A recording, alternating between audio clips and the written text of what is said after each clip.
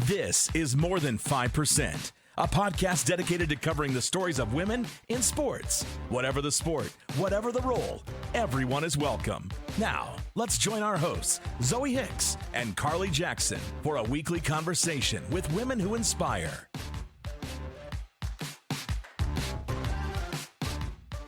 Hello, everyone. Welcome back to More Than 5%, a podcast geared towards women's sports and women's sports only. I am Zoe Hicks. And I am your co-host, Carly Jackson. And today we'd like to happily welcome Brooke Stacey. She's a forward for the Montreal Force in the Premier Hockey Federation, who recorded their first win at home this past weekend. She's also scored her first goal for the Force this past weekend, so that was pretty sweet. If you haven't seen that highlight, you should check it out now.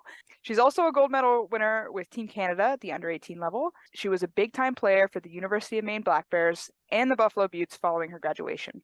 She is now a huge piece in the success of the Montreal Force, and what makes her even more special is the type of teammate, person, and competitor that she is. She also happens to be an amazing mom. Welcome to the show, Brooke. We are really happy to have you on today. Thanks for having me. That introduction was so sweet. It makes me smile. So as we start all of our podcasts, we start with some good shit, just to kind of force our brains to focus on the good things in life, kind of get away from the negativity and focus on something that we enjoy, something that's good, the good shit. So my good shit, I had a day off yesterday, so I just drove to the mountains and spent the whole day skiing, which I haven't done by myself, I don't think ever. So yeah, I just put my music in and I was ripping on the mountain all day, which was insane. I loved it. So that's my good shit. All right, well, I'll go second. I have family visiting me this week, so today I was able to go to lunch with my mom and my cousin, and it was really nice. So that's my good shit for today. My good shit today was getting to the rink and then getting home from the rink and spending the night with my son. Yes. So cute. Fuzzies. Makes so me many happy. Fuzzies. All right, let's get into the meat and potatoes. So we like to start from the beginning. We want to hear about your history, your background, anything you can tell us about what made Brooke Stacey into Brooke Stacey today. Let's start from the beginning. Tell us where it all started for you, where your passion for hockey and being a competitor began. So I started playing in Kahnawake. That's my reservation in Quebec, just outside of Montreal. I was 4 when I started playing and 2 when I started skating. I don't necessarily know when I fell in love with hockey. I think it's just been the thing of my life, my whole life. I don't really know anything else outside of hockey, which, is okay, but I'm sure eventually I'll have to find, the other thing of my life. Obviously I have a family and whatnot, but more like my thing to do every day. Yeah. So I just started at a super young age, and then I moved away from home when I was 13 to go play at prep school. So I was there for 4 years. Great experience. Lots of memories there, lots of friends made. My lifelong best friend I met there, and we've been friends for almost 10 years now. So super grateful for that. She lives in Alberta, so we keep in touch and we see each other as much as possible. So it's just nice to meet people around the world, like Carly. We're going to be playing each other this year sometime, hopefully. So just meeting everyone along the way, and it's definitely been a journey. And then I went to Maine, as you said, and spent 4 years there, ups and downs there for sure. Took a few years off, had a baby, and now I'm back. Yeah, well, it's great to have you back in the league. When I saw you signed, I was just over the moon. I think I was texting a bunch of my friends. I was like, guys, Stacey signed with Montreal. This is so sick. I think I texted you right away. I was like, this is the best day ever. A little surprise. Yeah, no, it was amazing. I mean, Yeah. I've gotten to know you over the years as a person, but also just as a huge fan. I'm weirdly looking forward to playing against you, but also not looking forward to playing against you because it's going to be tough. But I love watching you play, man. It's been such a pleasure. Oh, thank you. We're really happy just to be highlighting your story and to get to bring you on the show today. So let's talk about your time at UMaine. You had 87 points for the Black Bears, and you had one of the most incredible performances in the Hockey East playoffs in 2018, where you scored 3 goals in 12 minutes to overcome a 3-0 deficit in an elimination game. To top it all off, you assisted on the game-winning goal in overtime to capture the series win. This is my most memorable hockey experience and still gives me chills to relive the story. You had an incredible and an influential career as a Black Bear. To all those who know you, can you tell us about your time there and how it led to your career in the pros? Well, first off, that is definitely my best memory, just that experience in itself, being down 3-0 and then you know, I think the whole team, like just everyone was just like, this isn't happening. Like we're not going down 3-0 right now. As you said, like just thinking about it, it's like, did that really happen? Like, holy shit. So that's just an incredible memery. Like I wish that was our last game. Right? Like I wish that was like, I know, like that was just to cap it off. that was it. Anytime I tell that story, I even right now I'm getting chills just thinking about it. That was just one of the most incredible games to be a part of. It's nuts. Yeah, like the whole like we celebrated like we won the championship, and like I think in our minds like we did. Like that was our championship game. Like It was. It really was. But yeah, I think Maine was good and it was hard. I think just the friendships that I made and the teammates made it an incredible experience. You know, lifelong friends from there as well. And like just Maine in general is a beautiful place. Oh my gosh, I always want to go back there, but you know, obviously there's the ups and downs, and there was situations with the coaches and stuff that definitely made the experience hard. I think there's still instances where I try to talk about those experiences and I get like teary-eyed. Like it's very hard emotionally to talk about. But, you know, looking back, I don't regret going to Maine. I met amazing people, and like looking back, I did have an incredible time, and like the campus is just beautiful, and like people are beautiful. Like all around, it was just such a good time. And like, we would come back to Montreal sometimes and party it up in the city, and like just all those little memories that, you know, we'll have for a lifetime. But I wouldn't say it influenced my obviously my development. It definitely influenced. I definitely improved a lot from the University of Maine. So I thank the coaches for that, because they definitely played a role in my improvements as a player. But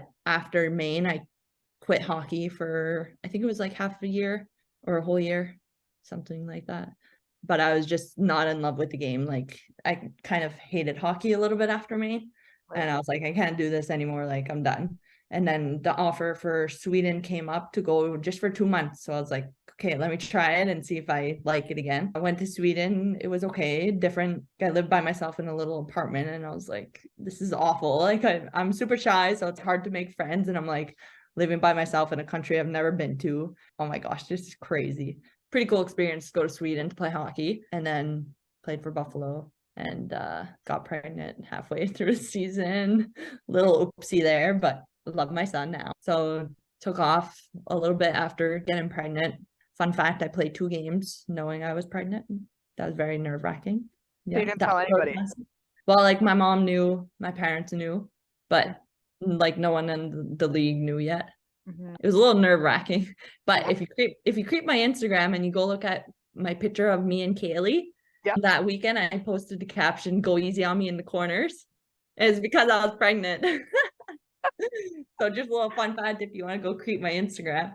You heard it here first, folks. Go creep Brooke Stacey's Instagram. Give her a follow while you're at it. Yeah. So took off. It's what, 2 years, a year and a half, maybe, and now we're back. Yeah. I love it. I love your story. I think there's so much that you've done as a human being, and you're so authentic, you know, with your story and your journey with leaving hockey and coming back and getting pregnant, having a son and coming back. And I want to get into that, and we will later on in the show. But I also want to acknowledge that one of my favorite memories from college. So Brooke and we actually lived, I think it was my second year, something. Yeah. And one of my favorite things is we would all like drive home separately from practice, me, Brooke, and our other roommate, Michaela. And then we would all walk in the door within like 5 minutes of each other carrying OHOP pizzas without communicating all that we're just getting pizza. We'd all just be on the same wavelength, and we just show up through the door with like 3 pizzas. And a Pepsi. And a Pepsi, yeah. Yeah. Always. Our whole small pizza for ourselves. No sharing. No sharing, yeah. Yeah, that one always puts a smile on my face. So that was so much fun. Okay, so let's get into your time with the Buttes. So after your time as a Black Bear and in Sweden, you spent 2 seasons for the Buttes, making an immediate impact in the league. You are the kind of player who finds ways to get it done in the O zone, and more impressively to me as a goalie, in the D zone. You're a complete player from end to end, and your ability continues to shine wherever you go. Something even more impressive was your return to the Buttes in 2021 during the bubble season. And correct me if I'm wrong, but I think you had rejoined pro hockey ranks. What was it, 3 months after you gave birth to your son? So I had him September 1st, and then the bubble was February? January. Oh my God. So almost 4 months. Holy moly. So tell us what that was like. Why did I do that? Yeah, what was it like? Like Tell us what it was like coming back on such a quick return, and what motivated you to be able to come back to the pro ranks and play in Lake Placid. I think I just wanted to be back out there and like to be surrounded by people and friends again. It was COVID and like being pregnant and not really knowing the effects of COVID with that. So it was very isolating. I did live with my family, so that was okay. But I think just wanting to get some normalcy, to get some normal back in my life. So it was definitely a drive to also like fitness, to get fitness back. Like during my pregnancy, I wasn't like working out too much and stuff like that. So obviously wasn't skating either because that's not very safe. But I guess just like the determination to get out there again and just, show people that like you can be a mom and you could still, play at the professional level and try to be the best that you can be in all aspects of life, really. So it's just, yeah, I just needed to be back out there. Oh, I remember during that time, I think that was my first year with Buffalo. And I remember like we were Snapchatting or something and you were like doing bike sprints. And this was before I think you had even signed. And you're just like, yeah, I just remember you being like, yeah, I think I want to play hockey again. And I think I want to get back in shape and I feel really motivated to do this. And this was even before at the time it was an opportunity for you or something that was in the near future. And then when you signed with Buffalo, I lost my mind. I was like, this is so sick. I get to play with Stacey again. Like, this is the best day ever. So that was just the coolest thing. And especially it meant a lot to me, being my first year pro, I was able to look up to you a lot. And you've certainly had a big impact on my career. And man, it's so awesome having you back in the league. Yeah, it is. It is. All right. So this season, you've joined the Montreal Force, the newest and seventh team to join the PHF. Tell us what it was like scoring your first goal for the franchise and playing at home this past weekend. It was, oh my gosh. I don't know if you saw how many fans we had, but like it was like incredible. And like it wasn't just the fans, like how many people were there. It was like how engaged they were. They were like booing the other team when they came on the ice and like crazy, like Quebec fans, like hockey fans, they're crazy, but like it was incredible. And like even like scoring and power play, the music, they would all join in and like the wave and like stuff like that. What my president Kevin did to like make that happen, like props to him, because holy crap, it was probably the best fan base I've played in front of. Even I played for the gold medal game for U18 and like that was incredible too, but this was just something else. It was such an incredible experience. Definitely going to be up there in the hockey memories for sure. And then the goal, I was excited. As you could probably see from my celly, if you saw it, I looked like a fool, but whatever. I loved it. I really need to practice my celly because it's terrible, but I don't really care. Yeah, but it felt good. Like I just, get it out of the way and then hope to keep improving every day and get to the rink, score in practice, score in games, and just hope it continues like that. Mm-hmm. No, I watched that goal probably 20 times, and it was just such a Brooke Stacey goal. Like, I've seen you score beautiful goals. I've seen you score, like 30 goals, but just that one, it was just so gritty, and I'm just like, man, that's Brooke Stacey. She knows how to bury the puck. Yeah. And it was just so cool to see. And I don't know, I love the celly. The pure emotion celly is like, it's like pure happiness in hockey, and I think it's just such a good message. Yeah, you could tell when people are like super pumped and like or trying to show off, but then there's also the people that just look so silly, and I'm definitely one of those silly ones. Like you're just so happy, you're like, oh my god, I went in the net. Yeah. But yeah, most of my goals are definitely like the dirty gritty goals. Like usually I won't score like the pretty snipe or anything like that. Like I'll be in the right spot at the right time type of thing. But the goal's a goal, so it's okay. Yeah, goals are goals. Yeah. That's great. Something I've seen over the years, as a friend, as a teammate, as a fan, is the importance to family to you. The value of your people is so heartwarming, and seeing you become a mom has just been a joy to see, and the love that you have for your son and your family. So tell us what your family has meant to you in your life and throughout your hockey career. We've been close, I could say, my whole life. Obviously, there was that distance once I moved away, just because I'm young, and I don't even know if FaceTime was a thing in 2013. I don't think it was. I don't know. Are we that old? Maybe like Skype. Yeah, I don't think I was Skyping anyone, but so there was that distance there, but it's just like you appreciate them more when you're away because you're only home for like a few months and whatnot. My mom's like one of my best friends. We do everything together. I'm like, Mom, let's go for breakfast. I need to make more friends here, but like my mom's my go-to person. I'm like, oh my gosh, you need to get out there and mingle a little bit. But yeah, family's huge part. I try to visit people as much as I can. Obviously, it's hard because I'm very busy right now, the baby, work, and hockey.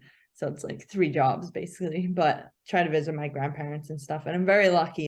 I have all my grandparents, and I have one great grandparent that's still kicking it. She's a little 92-year-old great grandmother. So yeah, I'm just very fortunate to have everyone here and to be back home after being gone for like 13 years, I think it is.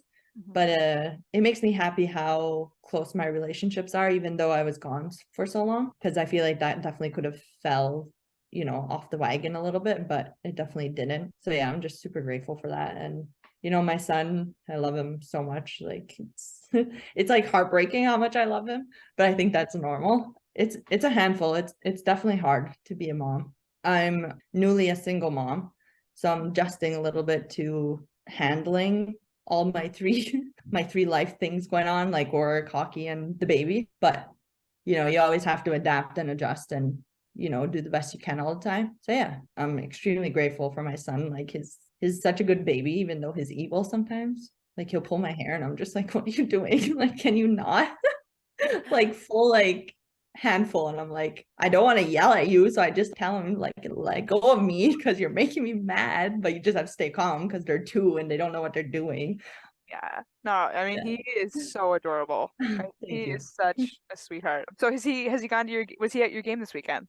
Yeah, he was What there. was that like? It's so cute. So it's kind of hard for the rinks we were at here because you couldn't really like reach the fans or anything, like shaking their hands when you're going off. But in Buffalo, like he stood at the stairs and like shook my hand every time I went on and off. It made me super happy. And like it kind of like, I don't think I did bad in Buffalo or anything, but like if I did, I feel like seeing him between periods would have just completely calmed me down. That's how it felt, even though like nothing was really going wrong in the game. It just felt like a restart every time I saw him between periods, which is amazing because that never happens. Like so instant, just seeing him there. Like my mom was like, or my grandmother, she was like, he's so good at the games, just sits there and watch. So it's good to know that too, that he's not being evil little baby, that he actually enjoys it. So it's awesome. Oh, that is awesome. I mean, how could you not, right? Yeah. True. So as you mentioned before, growing up on a reservation, can you kind of talk about how your Indigenous roots helped you and what it means to you to represent a community like that? Yeah, I think it's been, I guess, probably since I was 17 where I kind of stepped into that role of like role model to Indigenous youth. And I don't think at the time that I really saw the importance of it until a few years later, honestly. Like I never really thought about it because myself growing up, I never really like looked up to anyone. Like I was never like, oh my gosh, that player's amazing. Like I want to be like her, And I never really thought about that. Maybe I did and I just don't remember, but looking back, I don't really remember that. So I think it's, I guess, a learning path as I'm going to see how important it is for young Indigenous girls and boys, even just to know that even if you like come from a small community and sometimes even an isolated community, because some reserves are like, really far from other people, like they're just basically to themselves, but that it's, it's possible. Like you just have to you have to put the work in for sure. It's not going to come easy no matter where you come from, but we face a lot more challenges than a lot of other people. So it's important to stay focused and try to keep on a good path, because it's really easy to fall into, the wrong path when you're completely isolated to just your people. And I think it's important to know that you can make it no matter where you come from. And a lot of young Indigenous people from like across Quebec, for the most part, will like follow me on Instagram. If anyone ever, I don't know who listens to this podcast, but like if you ever want to message me or like have questions about anything, like just if you're even if you're not Indigenous, I'm always open like to help you in any way that I can, or just have a conversation, like I'm an open book. So anyone out there is watching this or listening, shoot me a message. Yeah, I think we talk a lot about representation, just like representation matters. Seeing something that you want to be, someone that looks like you, right? We talk about it a lot in a queer space just because of like who we are and where we come from, but it doesn't matter who you are, what you look like, where you come from, whatever your goals are, you can achieve them. And I think the ability to see that and literally like physically watch that person do what you want to do is so powerful, because it's like, okay, I can dream it, but actually seeing, okay, this person is doing it, they're putting in the work, they're like laying the foundation, so then I can go and do that thing and go down that path. And I think it's just like so important to just take up that space and be like, yep, that's me. I'm going to be that person for someone. Like, even if it's 1-2 people, you know what I mean? Like, just, I'm going to be here and I'm going to like take up this space. Yeah, for sure. Representation matters. It matters. Brooke, we wish you nothing but continued success, and it has been a pure joy being your friend, teammate, and a pure fan of yours. Well, thanks for having me, guys. I can't wait to see you in person. I was looking forward to it a few weeks ago, but, we definitely will get out there in a few months. I think it's in February.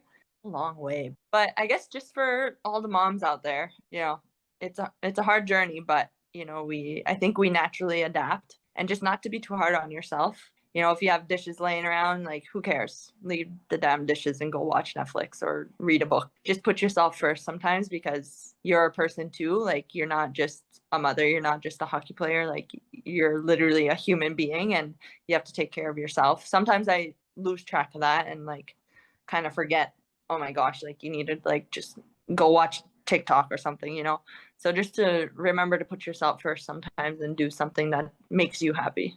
No, well said. Very well said. All right. It's time to get into our hot-hitting questions. These are just some silly things. They might kind of scramble your brain a little bit, but just give us the first answer that pops in your head and just do your best. Very, very silly. For question number 1, do you think that cereal is a soup?